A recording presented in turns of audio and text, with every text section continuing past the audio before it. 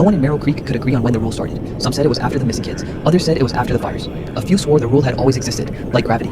Unquestioned, unavoidable. Every house must turn off its lights by 9:17 p.m. No exceptions, no delays, no excuses. If you were driving when the time hit, you pulled over and killed the headlights. If you were showering, you stepped out dripping wet and stood in the dark. If a baby was crying, you let it cry. Because light made them stop, and darkness made them pass you by.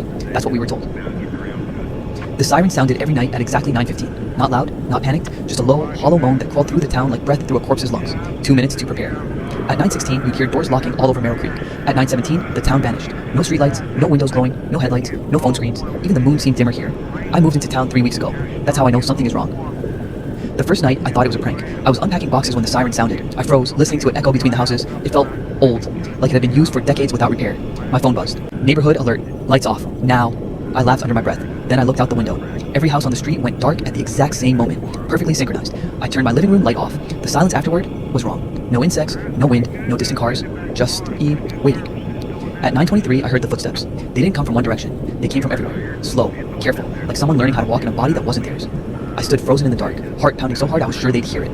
Then came the knocking. Not on my door, on every door. Down the street, I heard soft taps echoing from house to house. 3 knocks each, patient, polite, like it had all the time in the world. The next morning, I asked my neighbor, Mrs. Halverson, about it. Her smile never reached her eyes. "You heard them," she said. "That means they noticed you." "What are they?" I asked. She hesitated. "They're what's left of the people who didn't follow the rule." I started digging. Old newspapers, library records, police reports. Merrill Creek didn't exist before 1989. Not officially. But there were mentions of a town in the same location under a different name. Ashfield. Population 312. One night, the power went out across the entire town. When it came back on the next morning, Ashfield was empty, no bodies, no signs of struggle, just homes left exactly as they were. Every light switch was found in the on position. The rule started the next night. The third week, someone broke it. I saw it from my bedroom window. A single house, 2 streets over, flickered to life at 9:19. Just a lamp, soft yellow glow behind thin curtains. My stomach dropped.